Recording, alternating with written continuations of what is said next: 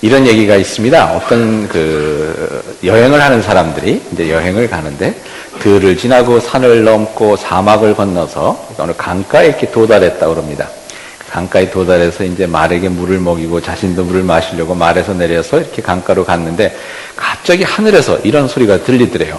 돌을 집어서 가지고 가라. 그러면 내일 이맘때쯤 너희들 마음 가운데 기쁨과 슬픔이 같이 임하리라.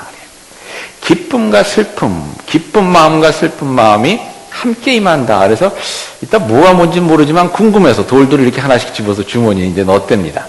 넣어서 이제 말을 달려서 이제 또 한참 가는데 이제 하루가 지나서 또 어딘지 모르게 아무튼 와서 생각을 해보니까 그 강가에서 들었던 그 소리가 생각이 나서 다들 돌들을 한번 주머니에서 꺼내봤대요. 주머니에서 돌을 꺼내보니까 이게 돌이 아니라 다이아몬드가 아닙니까? 다이아몬드. 이만한 다이아몬드가 있어요. 그러니까 다이아몬드를 얻었으니까 얼마나 기뻤겠어요. 근데 기쁨 가운데 가만히 생각해보니까 이럴 줄 알았으면 주머니 가득히 넣어갖기 올걸.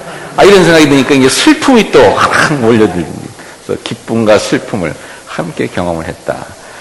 여러분, 그렇지 않겠습니까? 그게 돌이 다이아몬드가 될 줄 알았으면, 그냥 자르르 해서 그거를 힘들어도 갖고 와죠. 저의 삶을 살다가 보면, 그 가치를 몰라갖고, 이렇게 나중에 후회하는, 그러한 경우가 있고요. 또 몰랐던 것의 그 가치를 발견하면서 또 참 큰 기쁨을 누리는 그러한 경우가 있습니다. 앤틱 로드쇼라는 게 있습니다.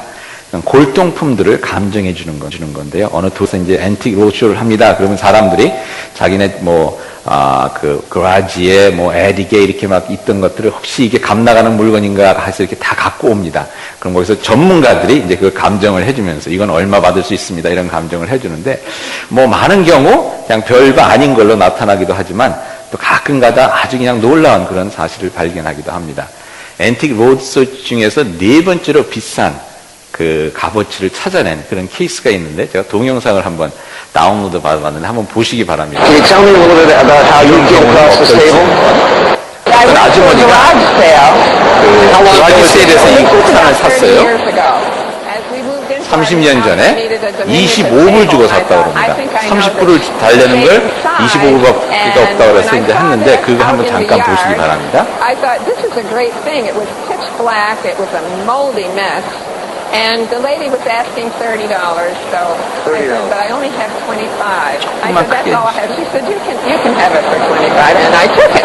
For most pieces from the federal period, we make attributions on the basis of inlay, style, secondary woods. But on your particular table, we're very fortunate. You 누가 만들었는지가 아직까지 이제 보입니다. the actual label of John Seymour and Son, Creek Square in Boston, which is where they work. And it's a little bit deteriorated, but you can still read it. And that's just extraordinary because it's so rare to find label pieces. What we've brought in today here is a federal mahogany demi-lune card table made by John and Thomas Seymour, very distinguished cabinetmakers from Britain, who came to Boston in 1796, where they made some of the most distinguished and fine furniture for the very wealthiest families in Boston at the time. This table, everything about it, even if it didn't have the label, says John and Thomas Seymour. The quality is incredible of it. It has this wonderful figured mahogany. The top has these inlaid almost an egg and dart with a dot and almost a seed, which actually has sand burning. It's sand earth. They used hot sand to color that inlay to give it a three-dimensional is going to top that. Oh yeah. I think Les and I both feel that this piece in the open marketplace on a good day would be in the range of about $200,000 to $225,000.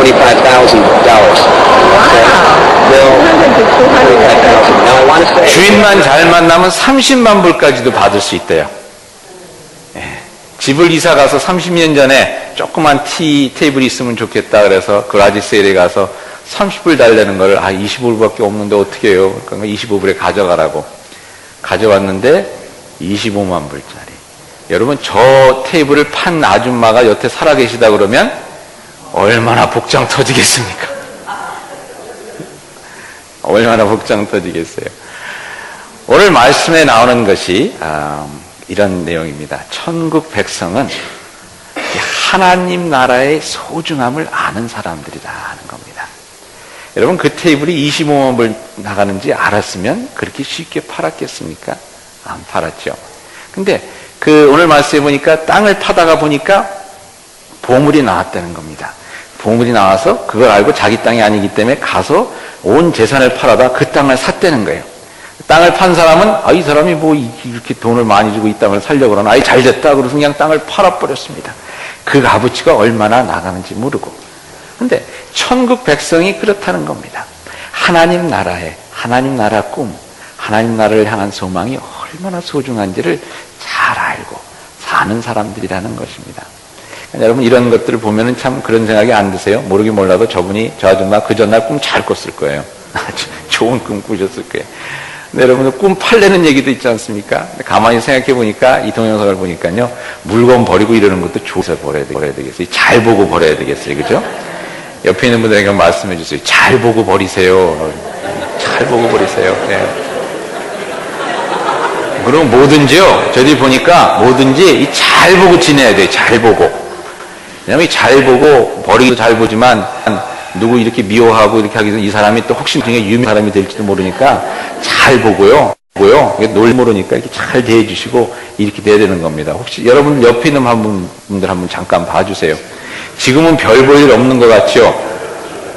근데 5년, 10년 후에 이게 어떻게 될지 모르는 겁니다.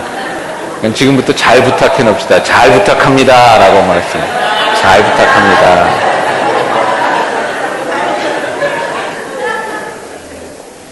세상을 사는데 참 사는 게 힘이 듭니다.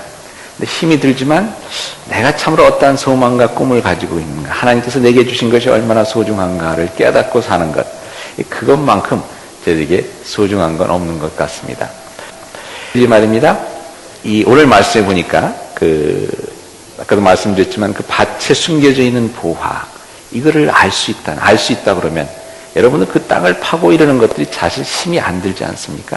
그러한 기대와 소망을, 어떠한 기대와 소망을 가지고 사느냐가 저희들의 삶이 어떻게 사라져 가느냐 하는 데 있어서 큰 영향을 미치게 되는 것 같습니다.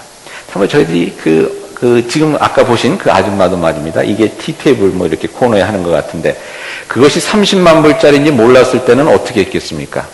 뭐 커피도 얹어놓고 커피 쏟아도 그런가 보다. 그리고 먼지 쌓여도 아유 저 애물단지 어떻게 갖다 버리나, 누가 안 갖고 가나, 아마 이랬을 거예요.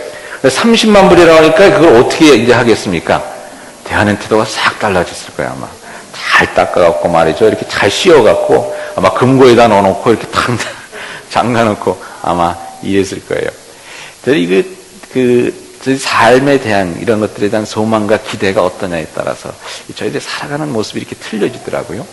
제가 어렸을 때 우표 수집을 했습니다. 우표 수집을 하는데, 왜냐하면 그런 얘기를 들어서 우표가 이렇게 희귀한 우표가 되면 이거 갖고 돈을 많이 받고 팔 수가 있다 그래서 제가 그 야무진 꿈을 갖고 내가 지금부터 모으면 이게 또 내가 나중에 나이 40, 50이 됐을 때 이걸 갖다 팔면 떼돈을 벌 수 있을지도 모르겠구나. 그래서 열심히 우표를 모았습니다. 그래서 뭐 우표가 새로 나올 때마다 가서 사갖고 오고요. 또 플라스틱에 이렇게 막 보호하는 거, 프로텍트하는 이런 것도 해갖고 잘 이렇게 해놓고 막 이랬습니다. 근데 그러다 보니까 이제 우표에 대해서 관심을 가지면서 우표에 대한 책을 이렇게 뒤져보게 돼요.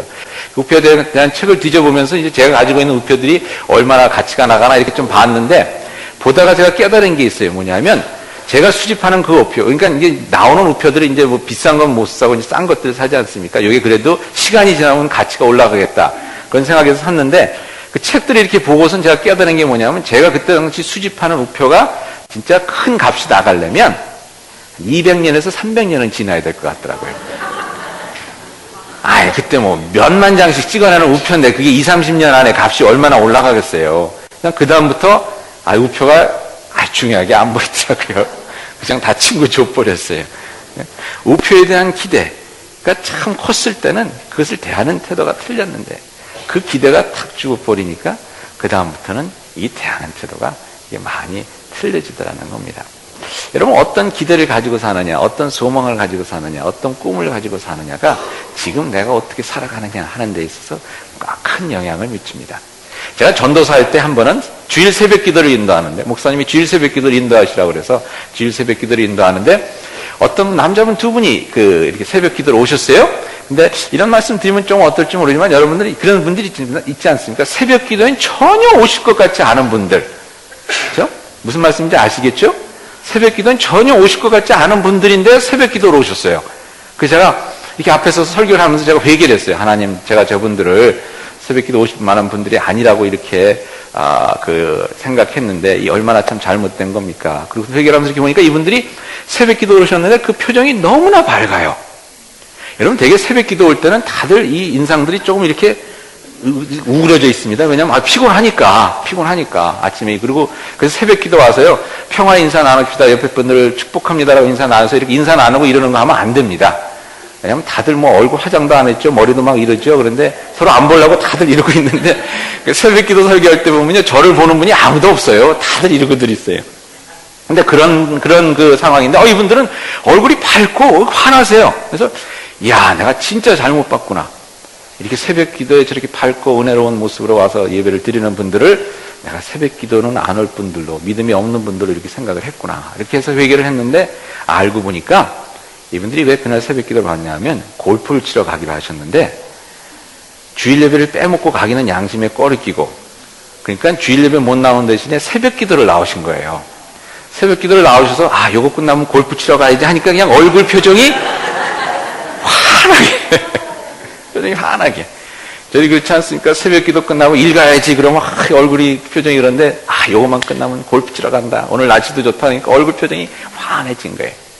여러분 어떤 기대를 가지고 사느냐, 어떤 희망을 가지고 사느냐, 어떤 꿈을 가지고 사느냐, 이게 참 중요합니다. 옆에 분들에게 축복의 말씀 한번 해주시기 바랍니다. 꿈 잘 꿉시다 라고 말씀해 주세요. 꿈을 잘 꾸셔야 돼요. 생각을 잘 가지셔야 돼요. 제가 여러분들 아시는지 모르지만 제 약점이 하나 있습니다. 제 큰 약점이 뭐냐면 배고픈 걸 참질 못해요.